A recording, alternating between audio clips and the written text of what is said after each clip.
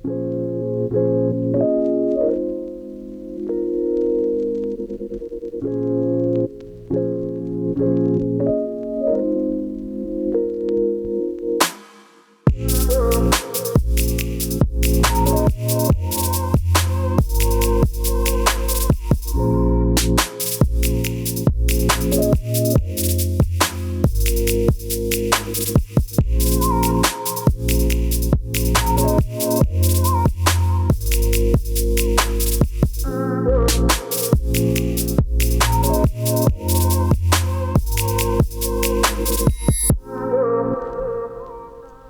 and welcome to the 5th episode of the Juan on Juan podcast. I'm your host, Juan. I just got done talking to a friend of mine. His name is Sean Lahey. He is my insurance agent. We have a professional relationship where I've known him for about 5 years now. My dad's known him for longer. And we developed this friendship over the years. And one time he told me he wrote a book. And I've just gotten to the point in my life where I want to write a book as well. And I just don't know where to start. So I went ahead and I seem to always have somebody in my network for certain things usually. And I was just thinking to myself, I was like, man, who can I ask about writing a book? Because one thing is reading online about something, and another thing is having somebody's personal first person, personal account for something that they can share with you. Because it's just like doctors. You can go to school all you want, but then when something's not in the textbook, what are you supposed to do? So I picked his brain a little bit. We talked about a few different topics. I know he's been through some hardships in his life regarding his family. And again, great individual, super smart guy. And he shared with us a few points of where we should start. We talked about the book and how it can relate to people in their lives, because it's about a guy who is unhappy where he's at. He doesn't have fulfillment, and he just gets up and goes. I feel that a lot of people, it's going to resonate with them, because sometimes you just want to get up and go, because life can be so overwhelming sometimes. A lot of things going on, either financial, personal problems, and I can see where, it's happened to me. Where I just want to get up and just go. But you're held back because you have responsibilities and things that you have to tend to. So it was a great conversation.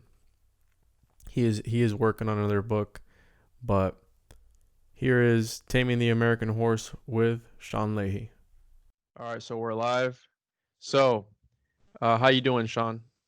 I am doing great, Juan. Long day, huh? It is, yes. Well, I appreciate you taking the time to talk with me. And this is a question that, well, first of all, how long have we known each other for? You knew my dad first, and then when I took over, you started dealing with me. But it's been quite some years now, no?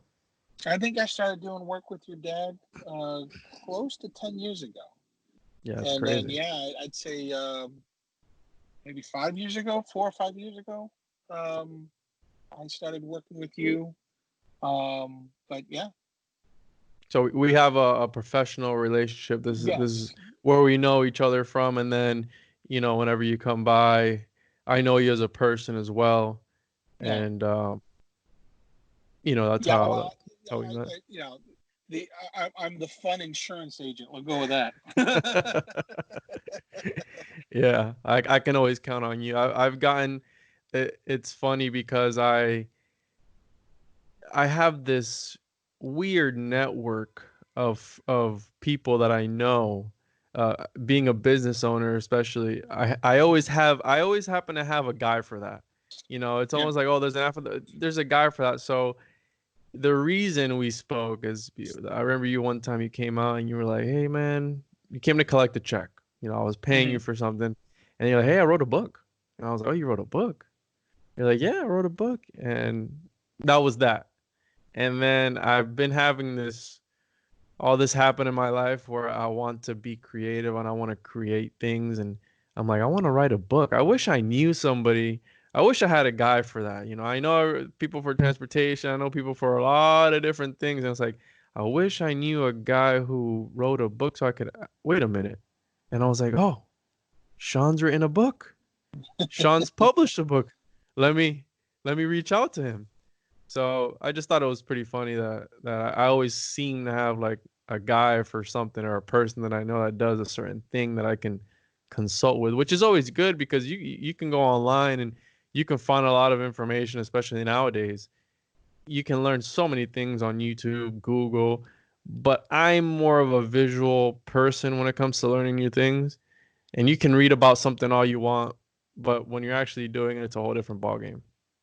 So Well, that was, and I can't. I did not come from a.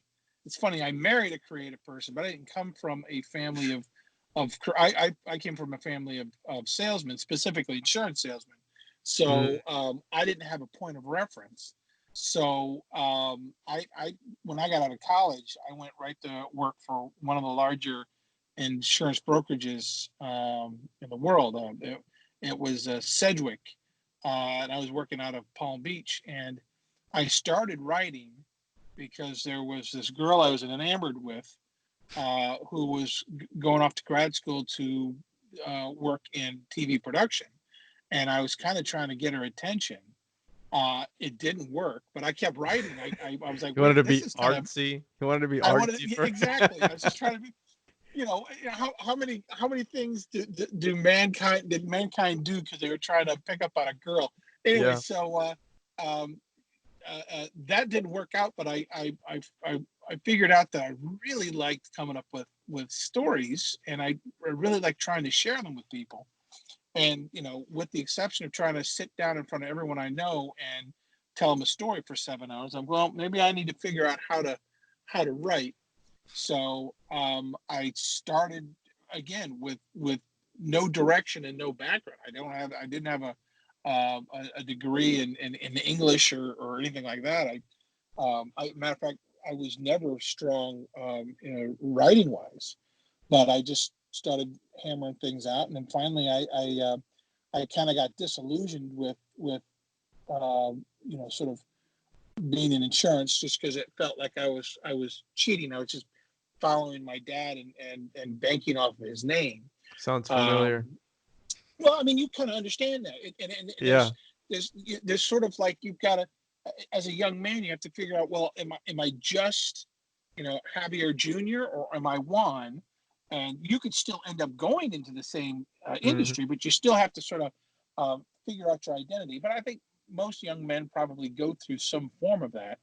And I decided to move out to San Francisco, and well, first I tried to get into grad school, and one not coming from the literary background or really being all that terribly strong academically. Um, Nobody was exactly throwing their doors open for me to go to Yeah. grad school. So I ended up just saying, well, I'll just go out to San Francisco and just try to write. Now, I will say I was able to take some classes at Berkeley, and and they were fantastic. The young woman who was running the novel class, the beginner, I think it was like an intro to novel writing class. She was outstanding, just a nice lady. Um, and it was me and 15 women, but they were, well. You're First the of all, only guy. I having spent all my life in Catholic schools and basically in the suburbs, moving to San Francisco and being thrust into this class at Berkeley with a group of very independent, very uh, um, very self-assured women. I was quite sure that if I moved or said something wrong, they would kill me and no one would find the body. They So were ready to they, they, attack. they were, well, they ended up being absolute sweethearts. They were great, but it was very intimidating at first. And I Yeah. was like, well, I'm just going to sit and I'm going to participate, but I'm going to not try to be, alpha male in here. Cause that had definitely, well, and I had enough sales background to know the room. Yeah. and play to the room. But Know your it was great. limits. Well, and know the language of the room you're in, because Mm-hmm. yeah. So anyway, that was fantastic, and I just started writing, and being in the class, you had to turn in so much product once a week. I mean, since I wasn't there for a grade, I could have chose just to sat in the back, but I really wanted to, you know, throw myself into the class. So every week you had to produce something, and that was great for getting me in the habit of writing on a regular basis. Um, so I had partially written a whole bunch of. There was one short story that I wrote that was pretty good, but again, I didn't really know what to do with it. And it was the early days of the internet, and there was some guys that were like, "Why don't you publish it on my website?" And I wrote a couple of essays and published them on a website out there called Modest Proposals, and it was sort of a takeoff of the Modern Proposal with Jonathan Swift, where he wrote about, since the English were treating the Irish like cattle, then we should let them sell their babies for meat, which was a really kind of What the heck? dark. Oh Yeah. yeah, that's a Modest Proposal. It's a stitch. Is that a short story? Yeah, it's sort of a short story essay. I'm not sure. I think it would be classified as an essay. What That year? I want to say the 18th century. Oh wow. Yeah. Yeah, Makes sense. yeah, or the 1800s. But at least 100 years ago. But I mean, it was before the Irish started coming over here in droves, because they were treated so poorly. And again, I'm not a history major, so if I'm off by the years, but the story was hilarious. Oh, I mean, I thought it was hilarious because I had a dark sense of humor. So I I'll have to started look it up. writing. Yeah, and I started writing these modern proposals. So like one of them, and again, this would have been in the late '90s. I wrote that, given the fact that all of our television's going towards um, uh, reality TV, and we seem to have a knack for liking, intense violence. And then you've got all these third world countries that are in so desperate need of funds. I said, well, why don't we hand out helmet cams to all of these folks in war torn countries, and so they can make a buck filming the horrible lives they live. And Yeah. I said, I'm sure it would go blockbusters. I don't remember. It was so long ago that I wrote the essay, but it was dark, but it was fun. And so I would, anytime I read something, either in The Economist or in the newspaper, or something that You got jumped out as inspired. being, yeah. So I would write something ridiculous, and I think I wrote like 8 of them. Did I you don't know get what ever they're. get any feedback on them? Like, Oh, well, I did from the people that knew me, but I didn't really set it up. I didn't have an email address on there. It was just something I was posting, oh, you were and posting online at I was this. posting it. Yeah, it was on a website called uglyhead.com that a buddy of mine had started, and they were all under. It was called the Book of Sean. Um, yeah, so Well, I wrote those for a while. But anyway, so I just got in the habit of just writing stuff, but not really knowing what to do with it. And yeah. but then I So, started writing this. Yeah. so, I'm so sorry. before we go into all of that, Yeah. uh, I like to ask a question that to all the people I have on here. It's just a question that I feel that we don't get enough, and it really Uh-huh. makes you think. So who is Sean Lahey, and how would you describe yourself? I would describe myself as someone that you know really kind of strives to leave a room a little better than I found it. I don't always succeed, but I've really in the way I parent, and the kind of husband I am, the kind of the kind of business person I am. I what where I feel like I'm whenever I'm successful, it's when I've been able to go into a situation and improve on it. I never got I never got the adrenaline rush of. I mean, it's nice to get new accounts, but the kill isn't what I always got all jazzed up about. But like if I went in there and somebody was having problems with their insurance, and I was able to help them to improve on it, um, that's that's really where I enjoyed that. Or my wife is very much involved in children's ministry, and when I've been able to work with her with kids, and I can see where I've either said something to them or done something for them to where they feel better about themselves, and maybe I've been just a grain of positivity in their life. That's where I get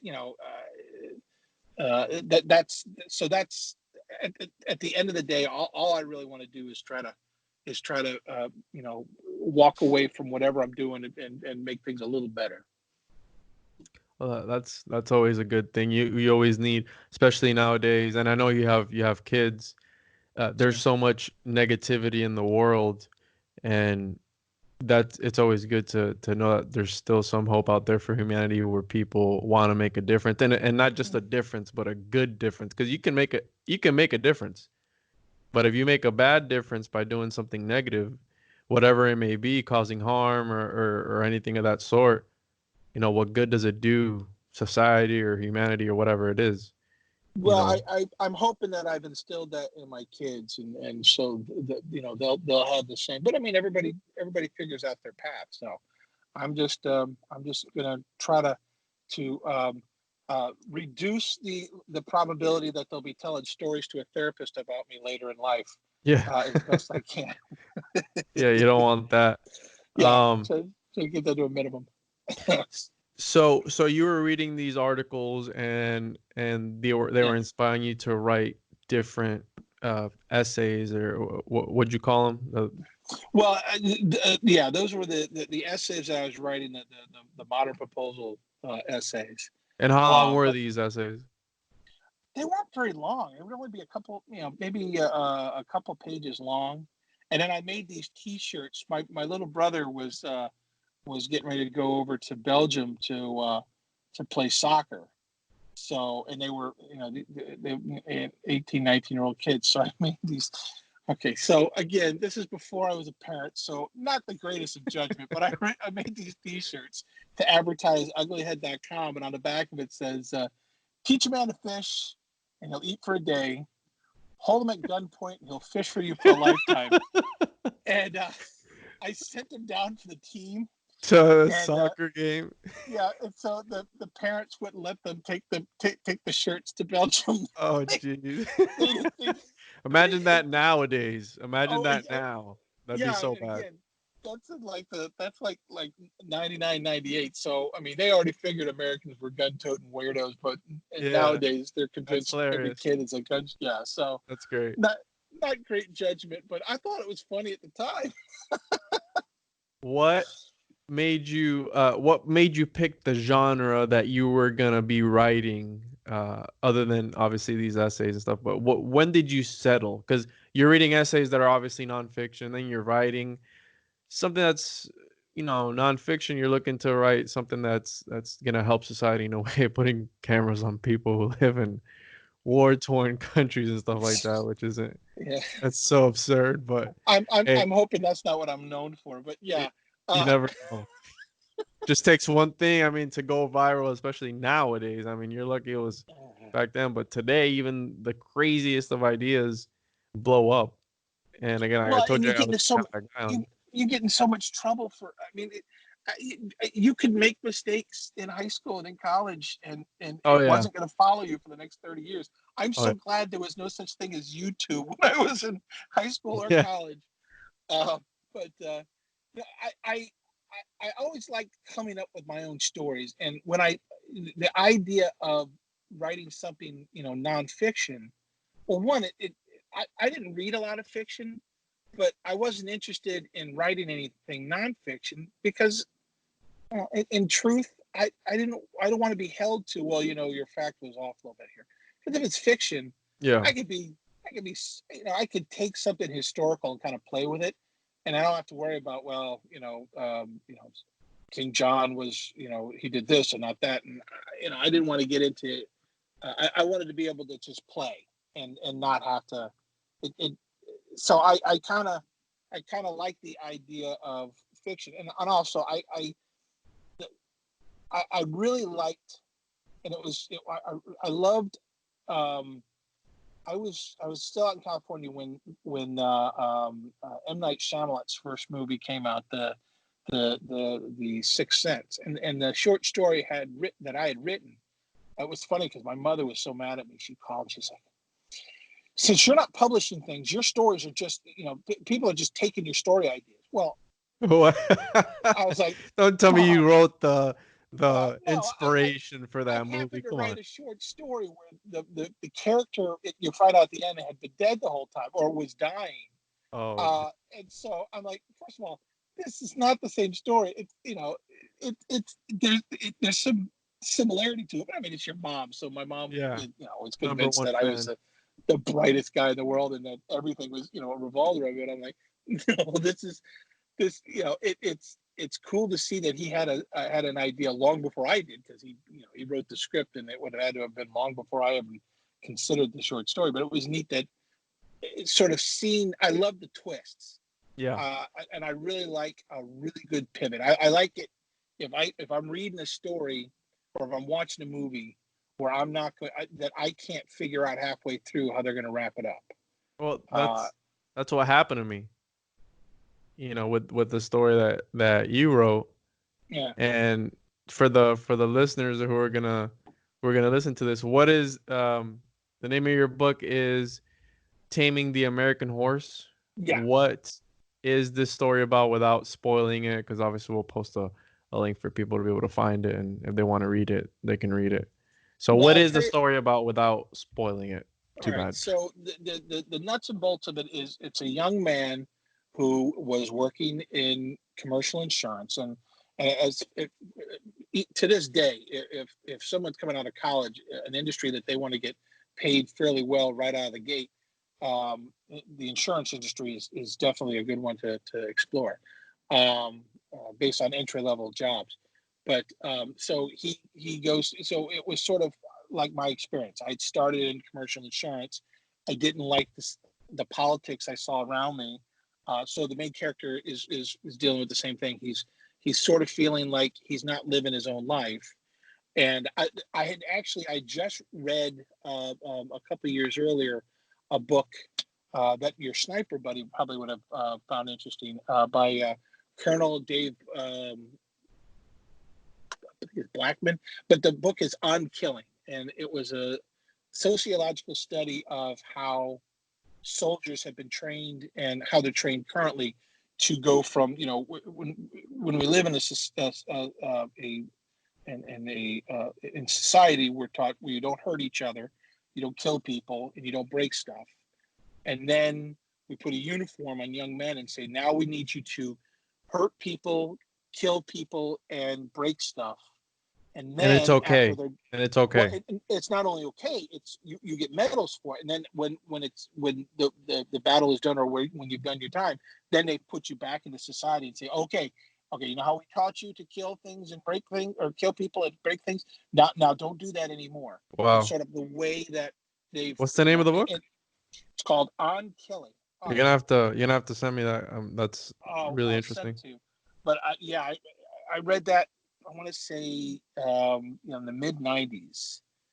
But I know he got interviewed a bunch after Columbine, because he was one of the first people to really talk about um, violent video games having an effect on young minds. Which I'd say on young minds, sure. When your brain's not fully formed, everything that you're being exposed to is definitely having There's an a effect on you. sponge. You're a sponge, you Well, know? exactly. So, but Like anyway, little so that was. kids. You can relate, right?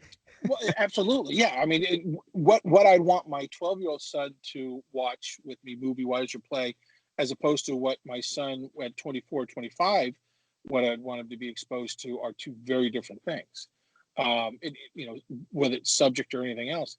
But anyway, part of the things he was talking about is why we send young men to war, is because young men are, one, they're at their physical height, and also they have a sort of a drive towards adventure, and they also they don't think they're vulnerable. They think Invincible.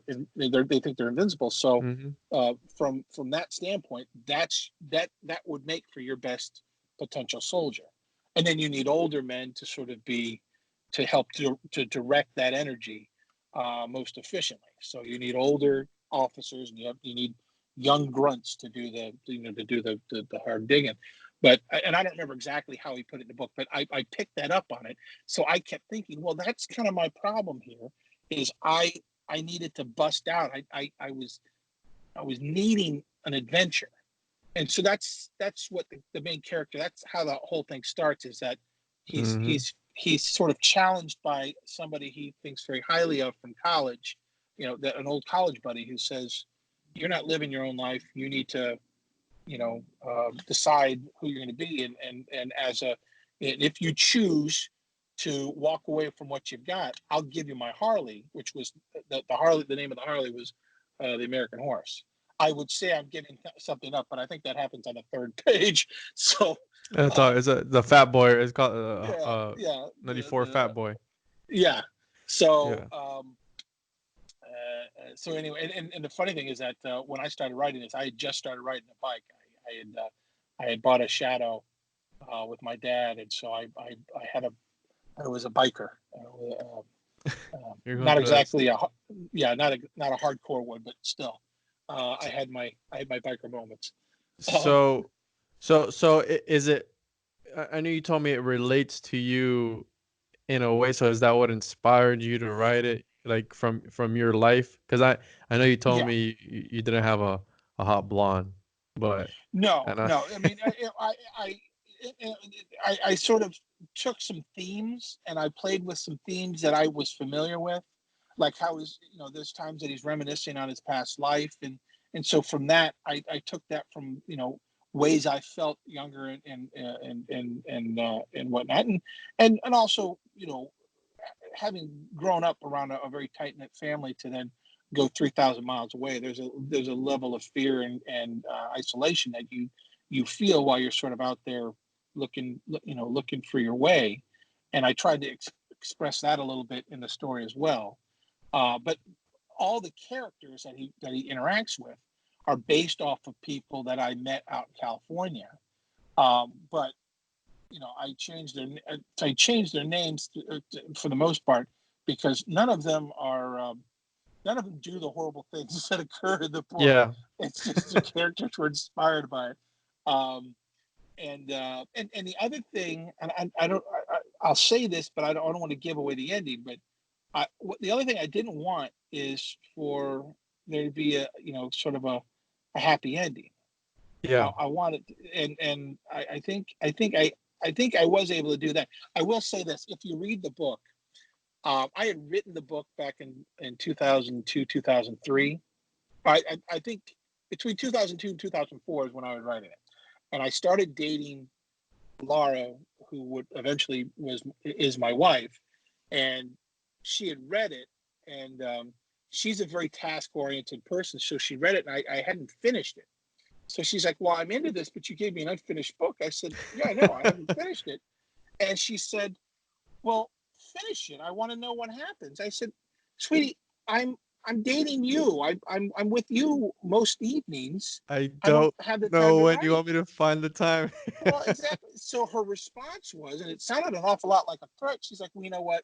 You're right. I'm taking up too much of your time. Why don't you go finish the book, and then we'll go out to dinner when we'll go out again when you do." And I'm like, well, Wow. okay, that's a little bit intense because it took me there was some chapters that took me a couple months. So I'm like, well, no, she's pretty, and I want to see her again. So I Yeah. sat down, and within 2 days, I patched together that ending. Um, which when I wrote it, I knew it was crap, or at least I thought it was, Yeah. and that was the big joke. Well, so like things with life, the that the rough draft went into a box, and we got married and started having kids. And then about 5 years ago, we found out Laura had breast cancer. So we went through some terrifying times, and she had surgery, and then she had a year's worth of chemo. But when we started the chemo process, we really wanted, well, I kept telling her, I want to make sure we're going to pick a theme. And the theme that I picked out for her was Wonder Woman, and she loved that. And I said, this is going to be our theme that's going to help us get through, the recovering from the surgery and from the chemo. And then every time we went in for chemo, I had gotten her this Wonder Woman pajamas, like footy pajama set, and so she'd go in there all decked out in Wonder Woman, and it Wow, was it was like that's nice. a Mardi Gras parade when we would go in there, because we were just fun and everything. So anyway, while we're doing this, while we're going through the chemo together, we started coming up with, okay, we need our list, because if this has demonstrated nothing, we're not putting anything aside anymore. So anything that we want to do as a family, let's start doing it. So we decided we were going to start traveling. So we did, and in the course of our conversation, she said, "Go get your book published."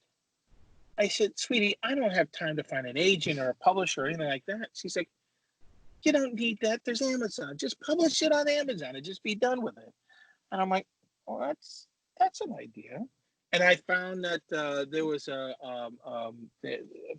Amazon had an editorial wing, a publishing and editorial, self-publishing wing called Create Space, and that you could, basically pay for services. So you could pay for them to do editorial services, and then they can do the production and the design. And if you go through all that, then they just will push the book through onto Amazon, and if you pay a little extra, then they also set it up for electronic versions. It was very reasonable, at least I thought, and so I did. Now the problem is that I am not. There's writers out there that are in love with the English language, where they know grammar, and they know, they're very good with proper use in spelling. I'm a salesman. We're barely literate, so Yeah. I just like to tell stories. So I wrote it, but it went through 2 editorial passes, and there's still probably more grammatical and spelling errors than I don't care, but I've had other people that are a little bit more OCD that decided to count them out.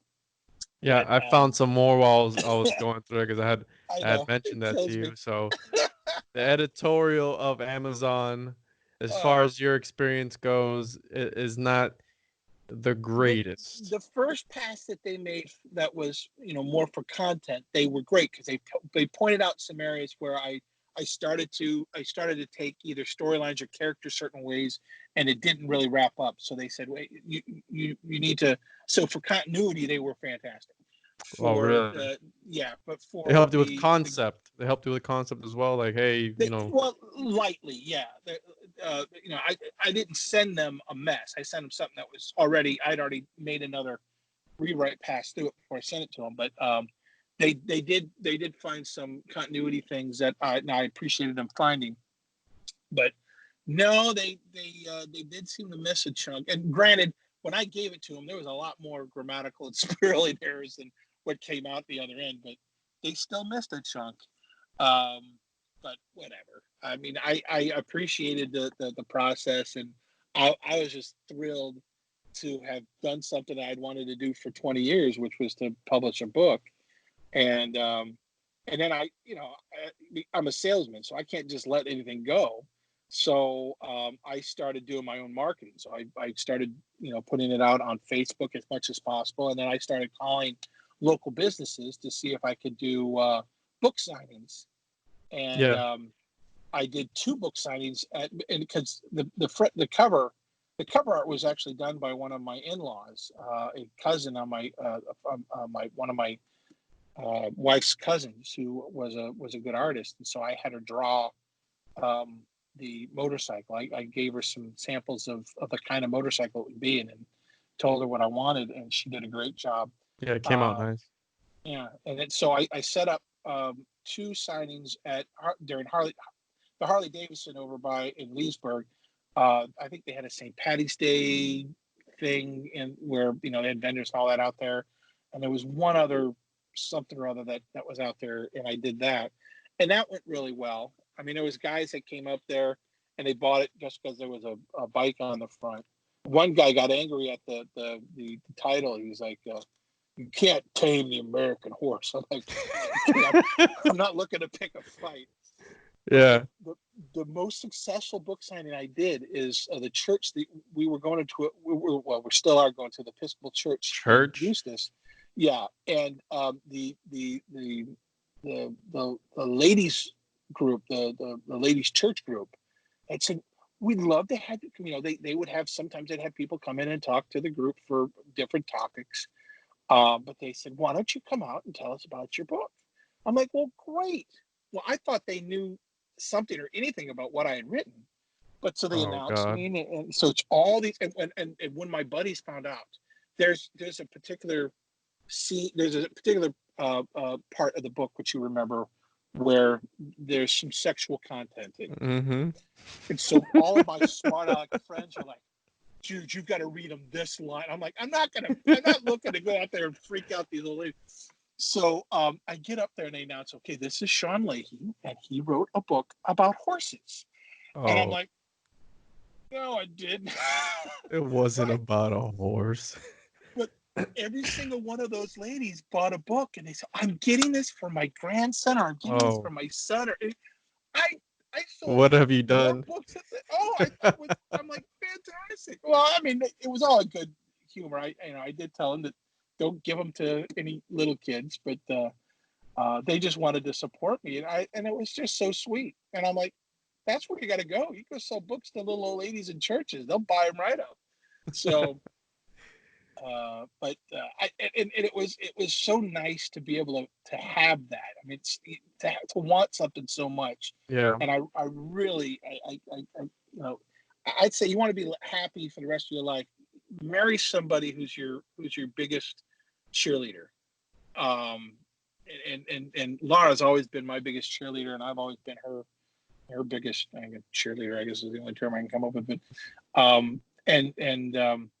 really kind of always talking each other's up our best qualities, and it really makes, and we've had our first pregnancy that I think you knew about this. We had twins, and they were born still, and it Yeah. was devastating. And you go through some dark, and it was You've been harder through on some her. shit. You've been Well, through I mean, some shit. exactly, we've been through it, and the fact that every time we've had to do something hard or scary, well, I mean, years after the boys had died, we were having some financial troubles, and I was trying not to have to bring it home to tell her this is where we're at. I was dreading, what her response was going to be, and I finally said, "Here's where we're at," and she could see that I was just gray, and she said, "Sean," and again, this goes to dark humor. Will get you through all kinds of great things. She said, "Sean, did any babies die today?" I said, "No." She's like, "Well, then we'll be Wow. fine." Was this So I'm after like, the cancer? This was after or "This before? no, this is before the cancer. This is Wow, so she before." went through that, then she went through the cancer. Yeah. So yeah, no, there's a reason why I picked Wonder Woman, because that woman is Wonder Woman. Wow. She's tough as nails. But anyway, so when the that having a positive response to this, and again, you could tell it's the work of an amateur. I mean, I'm so glad that people appreciated the story, but I go back and I look, and there was some characters that I really liked in that story that I wish I would have done more with. Mm-hmm. And I think the next one I'm working on right now, I'm trying to learn from the things I liked about the first books and the things I didn't, and try to improve on this one. But I've got notes on about 4 or 5 books, and the problem is that I don't do starving artists. Well, you've met me. I'm a fairly large guy, so Yeah. I don't do starving artists. So my priority is to you know work to give a great life to my wife and kids. Um, but it's As nice to any have this as husband well. and Well, family man should. but I also think that there's a lot of people out there that don't bother to have some art in their life, and Mm-hmm. this is my art. My wife is a very talented musician, and she and you know and her and the kids all like to paint, and well, they're all musicians. I played saxophone very poorly when I was very young, so I don't think anyone's trying to get me back into the groove on that one. But I have the writing, and they have their art, and I see I run into so many people, and you can tell how flat they are when they Yeah. don't have they don't have that thirst for It's funny. It's something funny you say artistic. that. It's funny you say that. And by the way, I haven't stopped you because I don't know if you read my notes or what it is, man, but you're like answering, Oh, am you I okay? know, what inspired you? Does it relate to you in any way? And then what were some of the obstacles that you encountered? Obviously, uh, that's unfortunate to hear the stillborns and then your wife Yeah, having cancer and all these things in life that would, my main thing was maybe the kids you had to write at night because the kids are, up during the day. It's like, no, we had this happen to us, this other thing. It's like so many obstacles that lead you to the things you want to do. And it's funny that you say that you need art in your life, and that's exactly why I started this podcast because I've had this enlightenment in my life. I'm having like my midlife crisis, and I'm only 25, where I want to learn new things and I want to continue because nobody reads anymore. That's the problem, and it's like you say, you see somebody who doesn't have anything to show for it. And the reason this story resonated with me, and I've been having this all these synchronicities in my life where I don't I went through depression this year because of the market. You obviously know how it was. yeah, It wasn't the oh yeah. greatest of years. There's a lot, it's a lot. They're saying that there's going to be a recession. It wasn't the greatest of years. So I went through a sort of depression in my life, and I'm like, what do I have to show for myself? Um, that I'm really truly proud of, and I have all these different hobbies that I do, and I'm not really passionate about it. And I've had people tell me, the other day, I don't know how often you get yelled at by clients, but to me it happens because it happens to me often because I'm people don't understand when you run a business, it's not all fun and games because you depend on other people, you depend on employees, and if they don't do the right thing, you're not going anywhere. So I had one time, it was like 6 in the morning. I had a driver who didn't show up for a load, and I had the client call me because it was medical supplies. The client called me, and again, I'd had issues with this driver over and over again, and it happened to happen again. And the guy goes, "Hey, man." Mind you, it's 6 in the morning. I'm half asleep. This guy calls me and he's yelling in my ears, "Hey, the driver didn't show up again. Da da da. This and that." And I don't know what to tell this guy because again, I just woke up. So I'm oh yeah, yeah. He's like, "Man, you know what? You're not even showing any passion. Where's your passion for the work?" Like, and it's like, shit. This guy who doesn't even know me, who I just know from doing these lows, telling me I have no passion. So I, I've been in this process in my life where I want to learn new things. I want to do different things, and I want to do something creative with my time. Uh-huh. So I told you I wanted to write a book. I started writing this horror Lovecraft inspired short story that I've written, and just how your wife was telling you, oh, what's the ending like? Well, I've had people Mm. tell, like, I've shared what I have so far with people, and they're like, so? And it's like, well, I'm busy with other things now. I'm busy with a podcast. I'm busy. I go to school online. I have my family, and it's like I don't know what's gonna happen. And they force you. They put the pressure. Like, hey, come on, man. I want to find out what happens. So I'm doing all these things now, and I want to be creative with my time, and I feel that everybody should want that to do something creative because if not, you have people who just uh, eh, You're just sort of drifting. I mean, you just yeah, and yeah, you're just what are you in life? You're deep as just a there. puddle.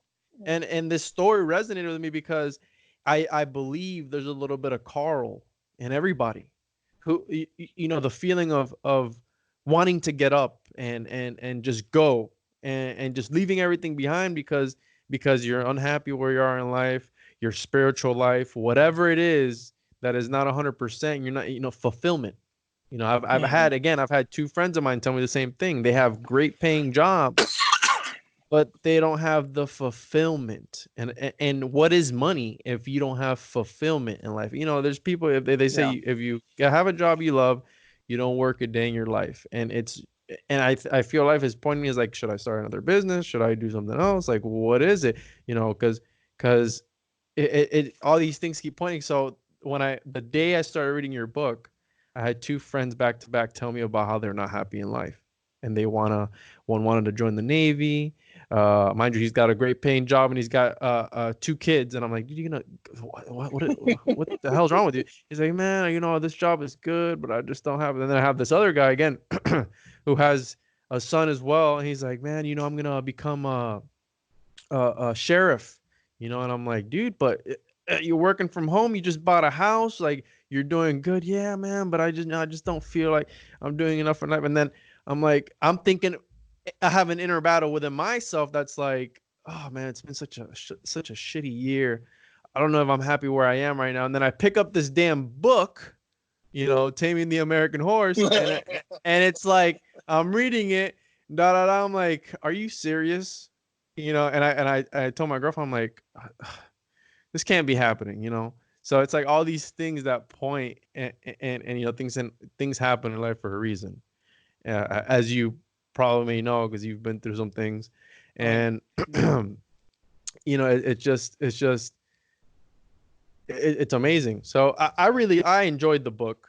I enjoyed it a lot, and I'll urge people to read it because I've always been fascinated by how authors can take and create these intricate worlds in their heads. Like, for example, Game of Thrones. Game of Thrones is one of my favorite shows of all time, and it's so intricate. Star Wars, so these stories, they just go on all these levels, and I always found that amazing. And that's another reason why I want to write a book. I want to write a fantasy story or something, but I just don't know where to begin.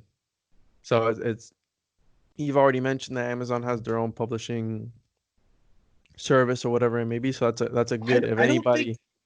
I think because I've looked and I think right after they published my book, I'm hoping that I didn't have anything to do with the downfall of that company, but I think they sort of,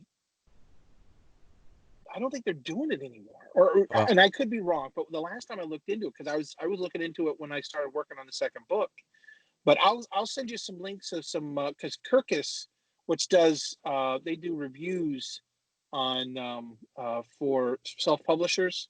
Mm-hmm. You can pay for them to review your book, and then if you like the review, okay, then they'll put it in their magazine, and there's other magazines that sometimes pick them up, but they have an editorial service. I've not used it, but what I know of Kirkus, that I hope I'm saying their name right, but what I know of them, that would probably be from what they described. It's more pure editorial, where they'll go in and they'll help you, on the continuity and also for editing and format and all that. But yeah, but I'm sort of exploring too. I haven't gotten too deep into it because I want to actually have product before because if I find who I want to use, I want to be at a place to where I can jump in and start doing it. But as far as there's two things from what you had said that I do want to throw in. One, I'm very glad that you enjoyed the book. But just know your father knows where I live, and if you jump on a motorcycle and drive out to California, I am fully aware that Javier will kick the garbage out of me. So I encourage you not to do that. Well, I can't. This isn't my life to live anymore. I mean, I have my son, right, and as you may know, all right, yeah, that's off the table. The second thing is, my biggest problem is I was afraid of writing bad endings. Because I'd be like, oh, I like the beginning, I like the middle, I don't want to mess up the ending. You know what? Sometimes write the bad ending, and you'd be surprised. Sometimes you'll go back and you'll read the bad endings, and you're like, all right, I guess it wasn't as bad as I originally thought. yeah, Write the bad ending, and like the ending that I wrote, I originally thought it was just awful, and then the funny thing is that a lot of the people that read it, they came back and said, oh, this is great. This is like a cliffhanger. You're going to write a sequel, right? And I'm thinking, hey, cliffhanger, a writer. It's not a cliffhanger. I'm done with it. But wait, so there's no, so this other book, there's no more to it once you're done. No. I really liked, again, and it relates to life. Yeah. When when he kept getting pulled back, and you can't escape, he couldn't escape, and Yeah. I feel that a lot of people in life are in that way. I talk a lot about how people nowadays are in a routine. We're cyborgs. How Yeah. Elon Musk says we're cyborgs because everybody is just attached to their phones, and sooner or later, people, there'll be a new technology. Hey, this this new iPhone is coming out, right? The iPhone 17, Yeah. and in order for it to work, you got to shove it in your ass. I got to shove it in my ass. Everybody's going to be jumping on the bandwagon, and in order to be able to use the phone, people are going to do whatever it takes. So if they got to shove it in their ass, they're going to put it in their ass. Because that's where society is nowadays. To everybody's always following that next thing, and in essence, we're cyborgs. Technology is pretty much a part of us, except next is going to be inside of us, because Yeah. for Well, example, Elon Musk is talking about hooking our brains up to computers, and people relate that to the end of times. But again, if they say, hey, put it in your butt, guess what? That's what people are going to do, yeah. Well, to keep up. they'll laugh at it for a day or two, and they're like, Yeah, they "Yeah, will. yeah, I guess I'll give it a shot." You Yeah, know, yeah. Well, maybe hey, this isn't so bad. that is so bad. No, yeah.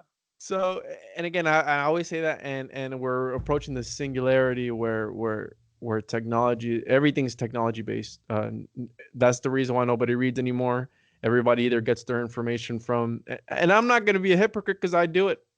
Sometimes if I'm reading an article about how to do something, and I can find a video about it, I'd rather watch the video. Because that's Well, just the way it is. I agree that there's a lot of challenges that we're hitting right. Let me start by saying I'm in sales, so I am by nature an optimist because nobody wants to sell from somebody who's gloomy and pessimistic. Mm-hmm. So just by the nature of what I do day Words in have day out. power.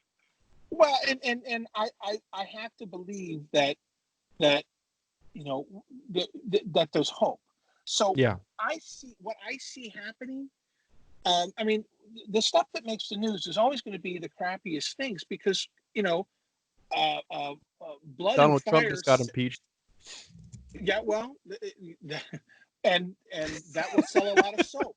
I mean, at the Yeah. end of the day, they're selling soap, and typically cuddly stories don't sell soap, No. but there are plenty of cuddly stories out there. There's plenty of stories of people, just deciding that they're gonna, or somebody making a decision that they're going to help out their neighbor, and they don't want to make a big stink about it because they don't want to embarrass them, and so they help their neighbor. Well, that Mm-hmm. doesn't, and sometimes there's a kid that out there that's just lost in himself and sad, and somebody just comes up and gives him a hug, and he doesn't shoot up a school. Well, those Yeah. stories don't make the news. Mm-hmm. So I think we are definitely going through it, in the same way that there was all these conflict, especially with labor when we went through the Industrial Revolution, and we're in a technological revolution. So I mean, it's just a different, where we're changing our relationship with labor and technology, and things. We're automating things that we've never been able to automate in the past, and we'll have to sort that out. So yeah, initially there's and that the industrial revolution is what's the the negativity, or the negative perception of that is what encouraged Karl Marx to write his Communist Manifesto. I mean, he saw it Yes. as the end of the so that was him highlighting everything that could go wrong with the Industrial Revolution. Well, so everybody didn't get they didn't build machines that drove everybody out of business. I mean, as a matter of fact, employment went up. um, um, Again, and I don't have the numbers in front of me because I don't focus that much, but I do remember, reading a little bit about that. But you're having a renaissance. Mm-hmm. So people, you've got folks. Who the two guys that inspired me to, and I enjoyed reading, but then you get into life, and I was more focused on being a dad and being in insurance, so I wasn't really giving a lot of deeper thought to life. But I started listening to Joe Rogan, and then from that I started hearing more about Jordan Peterson, And then Yes. from that, I just started. I'm like, there are some really smart people out there, and I knew Joe Rogan. I mean, I all I knew of Joe Rogan was from talk radio. I'm like, he's a meathead. But then I'm listening to this guy who's incredibly He's brilliant. inquisitive and brilliant, Mm-hmm. and hearing more about his background, about how he ended up getting into martial arts because he, of sort of, a hard childhood where he was small and got picked on, and I don't remember exactly the details, but just basically finding something adverse and really kind of turning it towards something positive, where he is well known in the mixed martial arts He's for got he's got the his quality. biggest podcast in the world. Well, yeah, and you've got the other guy that I got a kick out of is who's the guy from the man the man show. I never Oh watched that. God, he was the other. Oh, this is embarrassing because I've lost his name, but he was one of the first guys to get big into the podcast. Yeah. Adam Carolla, and he's and you hear his background, and this is not a person that came from privilege. I mean, this is a guy who he's scratched for everything he's got, and you just hearing his perspective on things. I'm like, so there's you don't have to be Ivy League for people to care about what you say. Mm-hmm. There are very interested and smart people out there There'll who always be an come from audience, even if well, it's and bullshit, because you have again things that go viral that aren't the greatest things for the stupid. The so and so challenge online. It's like there's always an audience for something, and again, this is another form of art. If like I gave you that disclaimer, if you don't like what I'm talking about, or you don't like some of my ideas, either turn it off, or I don't know. I mean, there's nothing else I can do for you if you don't like what I'm saying, or if you don't like my podcast. I mean, it's go ahead and start your own. well, I'm just feeling. I just feel that I'm encouraged that the world that you and I are going to be leaving our kids is going to be a lot rosier than the doomsayers are saying. Yeah. I'm thinking that there is a renaissance occurring. There are people that are getting into these podcasts and being encouraged, just same way I was, to go, you know, read a book they wouldn't have otherwise read. Yeah, no, you're right, To because to a lot of the to things I look up, I heard it on Joe Rogan, or I heard it on this other podcast. Even some of the people I'm gonna have on this podcast, I've heard it from other podcasts, or saw them on other podcasts, and I reached out to them, and they just so happened to write back to me like, yeah, yeah, I'll be on your podcast, or I'll do an episode with you. And it's like you said, we're having this enlightenment, and I agree with you on that. So I'm looking forward to seeing how it all pans out. I know that the old Chinese curse, may you live in interesting times. And because when you're in it, when you're in the middle of the change, it's scary, and you don't know. But the good thing is that the people that live in interesting time make for really interesting old people because they have great stories. Well, like in this So book, the character experience, and again, and I believe it'll resonate with a lot of people, because in the book, the character, and you feel it. He goes through such high times. Everything's looking good. Everything's going great, and then something happens where it's like, oh, we're back to square one again. And then something happens where he's like, oh yes. And then he finds something out, and there was there was there was a part of the book where I was like, what? Like exploding head emoji. I was like, no way. Like I wasn't seeing that, and I was like, damn, that was good. That's what, because like the book, when I was reading, it was like kind of like slipping away from me, and then you just like came right back around, and you're like, get back here, like, oh, okay, I see what we're doing, and then like it's like starting the book, like a whole new book all over again. You're like, oh man, I gotta keep reading and keep reading and keep reading, and that's what happened to me, where something happened. I was like, oh man, I was not expecting that. And one of my favorite, I don't know if you want to call it a quote or something, It made me laugh. That day, 4 o'clock in the afternoon became his longest hour. Four would become the witching hour for him for that moment on. Anything at four or with four would be avoided. He vowed to reject all things with that evil number in it. Thank God beer comes in sixes. I love that line. I love that line. It Oh, was that's great. great.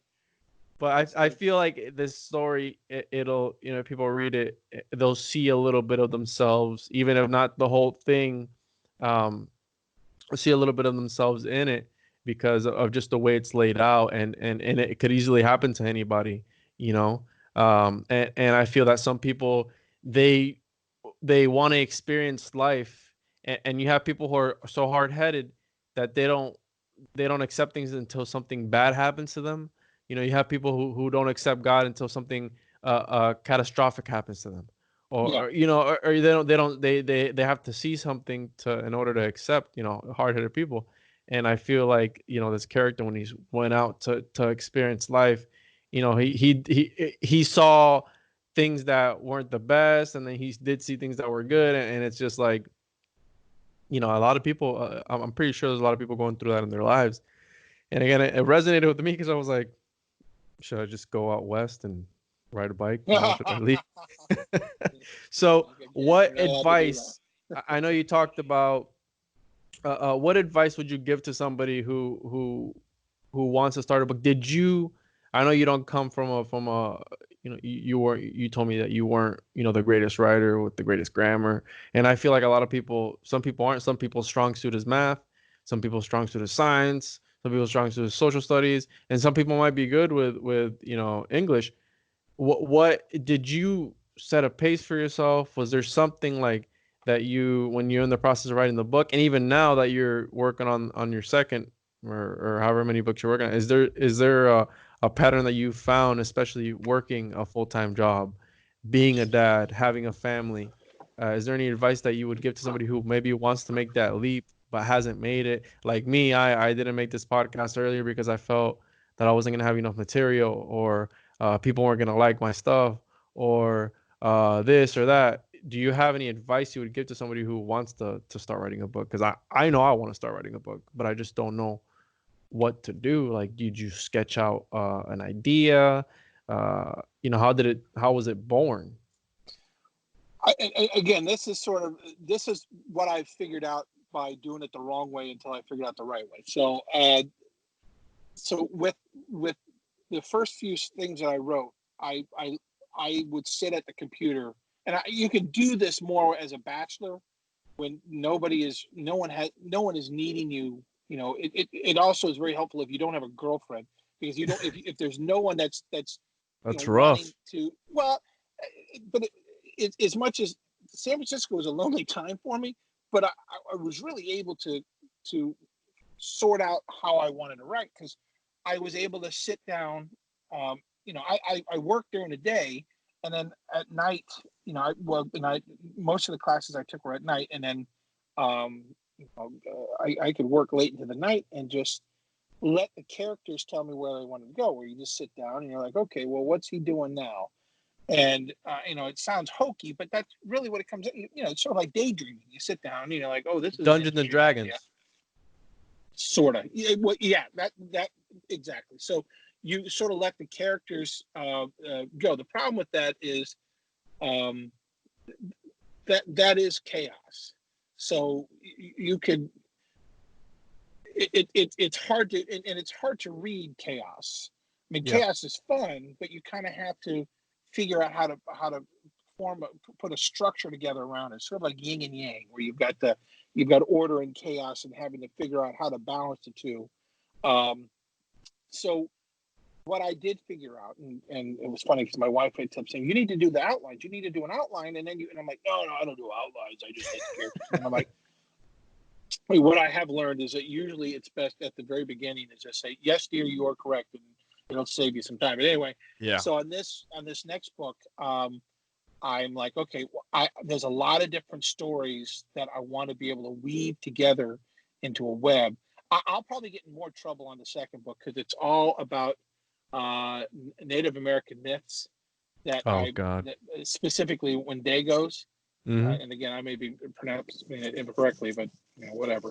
But the whole idea is that they exist and they've been around us, and they're slowly migrating down to Florida, where they're all sort of um, living on the outskirts of the Seminole tribe. And over the last 100 years, they've all been sort of coming down here as sort of a sanctuary for them. I like But that. I like that. well, it's fun, and it was I'm a inspired love by my. I'm a Lovecraft fan, so anything that has to Well, do with monsters and stuff like that, you'd get uh, a kick out of I like this because it. Yeah. I try to weave in one of the characters who I absolutely love is a jinn. It's a genie, and he runs a gay party boat in Miami, and he had been in the Middle East in the 8th and 9th century, and then and when the jinn were most involved in the Middle East is during the again this is one of the things that'll get me in trouble. So that was during the Arab Renaissance, where that was the center, when Persia was the center of the intellectual world. And most of that came from all the Greek, um, all the books of Aristotle and everything that had Yeah. been brought down and translated into Arab. But so they were on the top economically and scientifically and artistically, and they were coming up with these new forms of math. And it's when they were sort of working in concert with when they were in balance with the magic with the jinn. Well, then all of a sudden, based off of the religion that was sort of overtaking that area, which jinn were all male in nature. I mean, they were a masculine or a male being. There was no female jinn, and so they they were by nature gay. And so the culture in the Arab world drove, were hunting them down and drove them out of the Middle East. And Prosecuting them. when Yeah. when they sort of chased the magic out of their region, all of that, all of the intellectual and economic successes that they had been seeing, it was sort of like it sucked the steroids out of it, and everything sort of slowed down, and they started to entropy after that. And so then the jinn migrated up to Europe, and when they sort of moved up to Europe, there was the Renaissance in Europe, and then when the New World was being explored, they ended up coming over here. So my particular character, he ended up coming down to Miami because he had formed a friendship with Versace, and so he had this boat down here, and he was the book is set in the late '90s. So when you meet him, it was soon after Versace had been murdered, and so my jinn had in response to his friend being murdered, he had cursed the guy that did it, and that's what caused the guy to kill himself. Is Oh. the jinn's curse? So I don't think I'm going to get a lot of, and plus I really have a lot of fun with a lot of these great stories that already exist, and sort of weaving them around into a fun little narrative for why all these different spiritual, all these different mythological creatures would all be interacting with each other. Yeah. Um, but It I sounds like had to. fun. Well, it's been a blast, and so what I did is I told Laura, I said, I'm when I was out in California, I had like 3 different writing groups that I worked with, and they were great. Different people that I could bounce different things on. It was great reading their stuff and having them read mine, and just getting to bounce ideas off each other. And I don't really have that here. I don't know.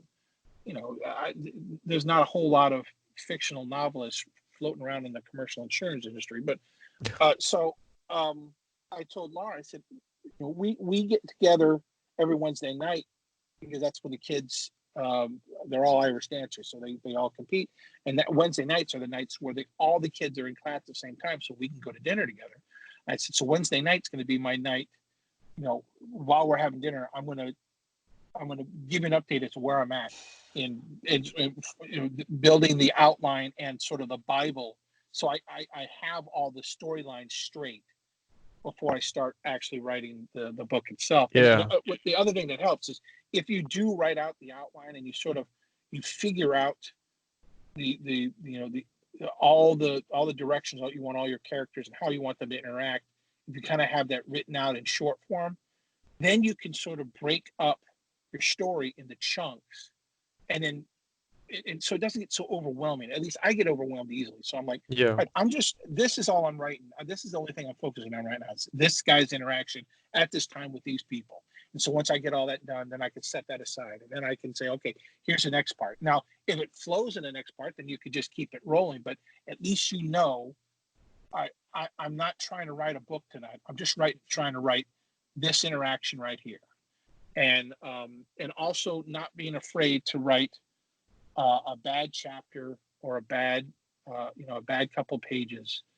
And, you sort of, like when you go work out, you're going to have days when you work out where, well, I wasn't able to, my lift was poor, or I really didn't put my heart into it like I do some days. But the fact that you went, you did something positive for your body.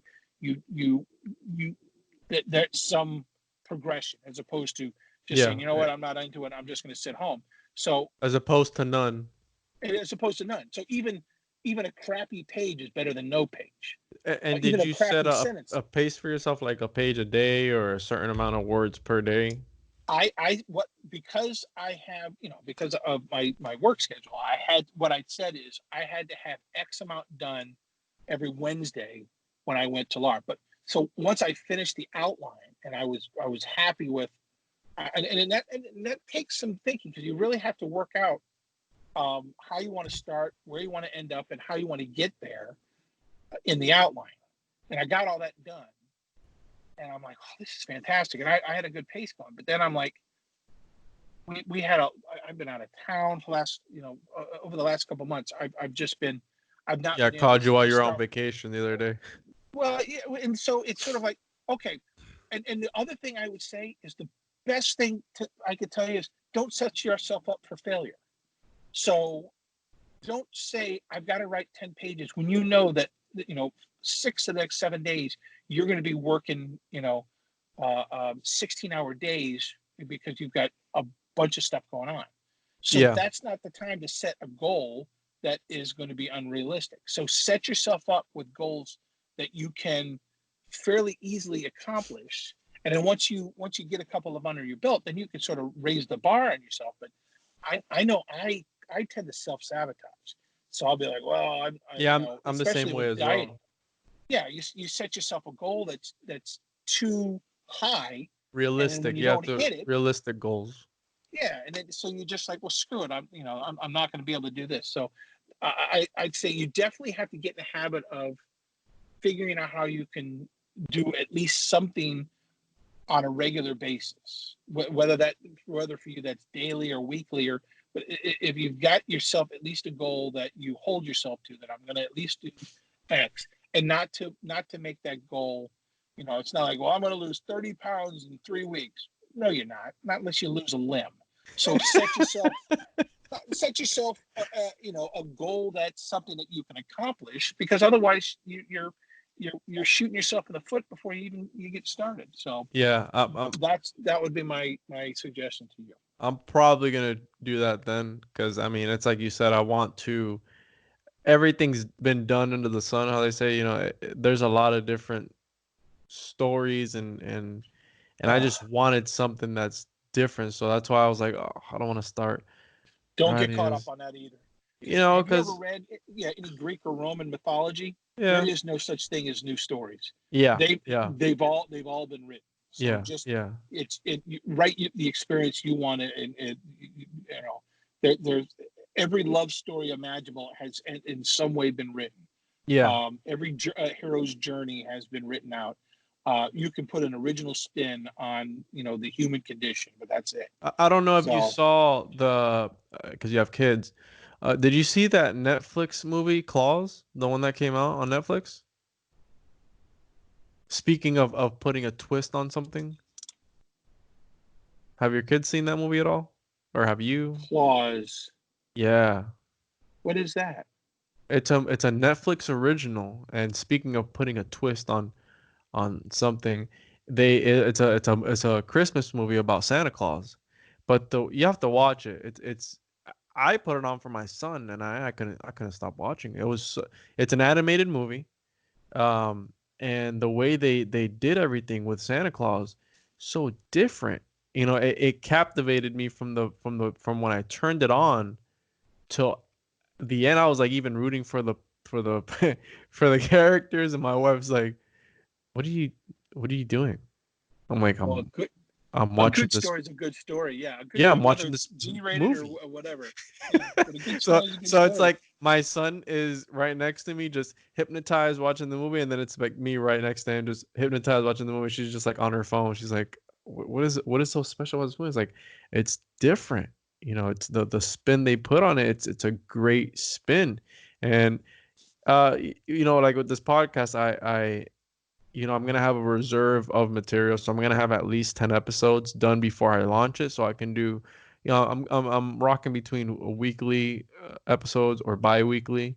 because right now I've done episodes with other people because it's easier to bounce ideas off of other people, and I like going on these tangents talking about other things because it just relates to the topic that we're talking about, life. And that's really what I want to do with this podcast, talk about life, talk about different experiences that people have had, like yourself, that you've been through some things, I've been through things, and just different ideas people have. And uh one of the things I'm going to be doing with this podcast is I have a website up, and every time I release a episode, I'm going to do an accompany blog with it as well. So it'll be like a synopsis of like the episode of what's about, and then obviously if it's an hour long episode, hour and a half, whatever it is, then whatever we talk on that episode, you're gonna have to listen to it. But the gist of it, the blog will be like a gist of what we covered. Like today's topic is about fulfillment, and how some people just want to get up and go. And that's what the story is about. This guy wanted to get up and go and experience life. And I feel that a lot of people, again, it'll resonate with them because they're probably in a place in their life where they just want to get up and go and just leave everything behind. And they're either held back because of responsibilities, like how, when he was double thinking everything. And then some people just, I don't know about nowadays. I wouldn't be able to just get up and go unless, again, I was single and didn't have any responsibilities. But again, a great story. I really enjoyed it, and I'm gonna take your advice and really, I have so many things now going on with this, but I want to get it done. I'm gonna set a goal for myself, and I'm gonna do it. And again, I'm happy I have you because now I can reflect ideas off of you. I can be like, "Hey, Absolutely. Sean, what do you think about this?" Or what do you think about that? And and and I don't want you to bounce ideas off me because I want to read your next book. Do you have how far along are you with this next one? Because the concept sounded very interesting. I've got the outline complete. I've got somebody had told me I should write it as in teleplay form so that I could try to sell it as a TV show because of and I started to like the first chunk I wrote in with, well, and again, having no background in it, I just looked at some templates online and I tried to follow them. So it's about it's about as unsophisticated as it comes. But then Yeah, I went back and I said, no, Sean, just write the book. And if somebody reads it and they're like, hey, we'd love to adapt this, then participate as much or as little as you want to on that. But just write you at least how to write this and you have some idea as to how to publish it. you've done it So before. yeah, so let's not recreate the wheel every time we sit down. So Yeah. I decided to go back, and so I've gotten several different chunks, where, and again, I've broken it up into interactions. So I a handful of different events or interactions I have written. Um, it only took me 10 years to publish the last one. I'm going to try to do it in a little less time than that, but um, I'd like to have it in a place to where I could publish it in 2 years, and I'm giving myself that much time because my priority has got to be to being the best dad I can be before anything Yeah. else. So um, wherever I can carve out time to work on it, I'm going to, and I'm going to try to, because I think you're a dad. You are a better dad if if you are active in your own life. I think kids pick up on people that are, they're able to sense when someone's not happy, Oh yeah. even when they're trying. So if they're being raised by someone who is actively looking to improve themselves or to be more fulfilled, then that's the tone that they're going to take as, well, this is the way you've grown up. So that's That the way energy I'll alone. grow up. That Exactly. energy alone, just of wanting to So always improve. yeah. So I would say, do what you can when you can, and just never quit. But also don't beat up on yourself if you miss a deadline, because at the end of the day, your priority is be the best dad You and don't do this for a husband living, slash boyfriend. so have fun with it, No, my kids are not eating based off of daddy's books, thank God. So yeah. But yeah, this is great. Now I've got it. Now I'm encouraged. I'm motivated. I got to finish the next book, so you'll invite me on the next podcast. Yeah, yeah. I'm fresh out of questions, so I think that's a good note to That's a leave it good on. closing. Just Yeah. to have fun with it, and it coming from a person who's written a book, and we have lives. Unless you do this for a living, it's. But again, it's something I want to challenge myself to do, and the more the older I get, the more my views on everything change. And again, I want to make a positive change. I don't want to do anything negative. And it's like you said, I'm raising a son, and it's just funny because they're sponges, man, Yeah. it seems that they do the opposite of what you want them to do. Like, hey, you want them to say, "I love you, I love you." You keep repeating it over and over again, and then when they don't say, you go, "Oh shit," and then he looks at it, he goes, "Oh shit." It's like, oh, so That's you yeah. want to, so you want to say that, but you don't want to say the other word. It's happened to me so many times, and he says, "Oh shit," so crisp.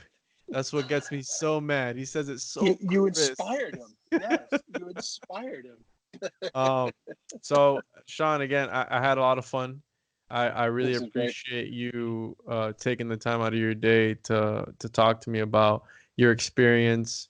Uh, with the what inspired you to write the book, and what the process was a little bit like for you. And hopefully anybody who is reading this or listening to this podcast and wants to either write a book or start their own podcast, because I encourage everybody to do the same thing, just to do something positive and to be creative for yourself. Don't do this for anybody else. I'm doing this for myself. I want to, again, learn from other individuals, and at the end of the day, it's for me. It's not for anybody else. If somebody doesn't like your art, you can either do two things.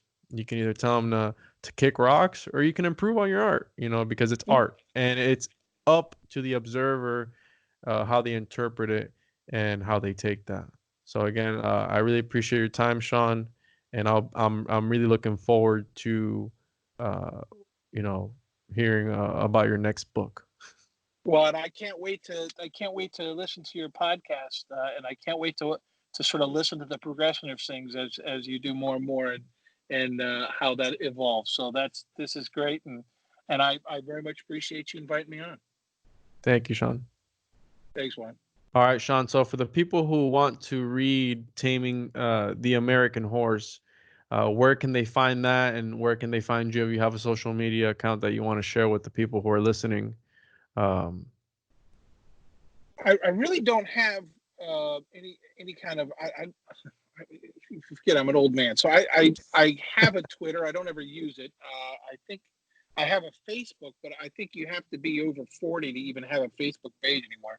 But my book is on Amazon. Again, Taming the American Horse. And I think it's they do the print on demand. And then they also, you can get it electronically. So, Yeah, I and read all of on that you can Kindle. do through Amazon. Yeah. I got the So, electronic version. But if they want a uh, signed copy from you, they can just order it. And if they want a signed copy, gosh, I should have an email address they should use, and all I have is my business one, and I don't think IOA would appreciate that. Let me just give it to me, and I'll post it on the post on the description. blog. All right, perfect. All right, perfect. Yeah, I'll send that over to you. I have a Gmail account, but I don't remember it, so I'll email it to you, and then I'll actually monitor it after this comes out in case anybody actually wants a signed copy. Yeah. So, All right. No problem then, Sean. I appreciate it. Thank you. all right, thanks, Juan. Well, there you have it, ladies and gentlemen. That was Taming the American Horse with Sean Lahey. I know I had a lot of fun with this, and I know he was excited for it. I was excited for it as well. It was a great conversation. And again, super cool person, and I like to I like when people want to make a difference in the world, and I feel that Sean is one of those type of people where he's just a genuine person. So I really appreciate you guys listening. If you want to hear about anything, you can hit me up Instagram at the Juan on Juan podcast. Follow us on there. Write us an email, the Juan on Juan podcast at gmail.com. And again, appreciate all the support. Thank you for listening. Until next time.